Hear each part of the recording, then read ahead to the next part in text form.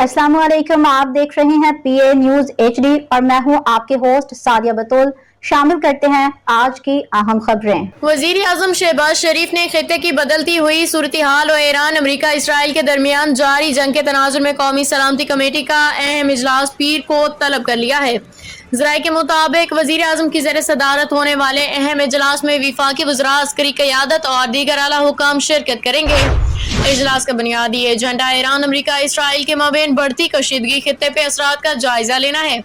ज़राए का कहना है कि chief of army staff field marshal Asim Munir ने अपने हालिया दौरे अमरीका के हवाले से शरका को एतमाद में लेंगे, जहाँ उन्होंने अमरीकी सदर डोनाल्ड ट्रंप से मुलाकात की थी। इजलास में ईरान की हिमायत, मुल्की दाखिली और सरहदी सिक्योरिटी और दीगर अहम उमूर पर बड़े फैसलों का अमकान। इजलास में वजीर दिफा, वजीर दाखिला, नायब वजीर आजम, वजीर खजाना, दीगर मुतल्लिका हुकाम भी शरीक होंगे। ज़राए के मुताबिक मुल्की सिक्योरिटी के हवाले से मुमकिन बैरूनी असरात से निमटने के लिए इंसदाद दहशत गर्दी, सरहदी सिक्योरिटी पे तवज्जो मरकूज की जाएगी।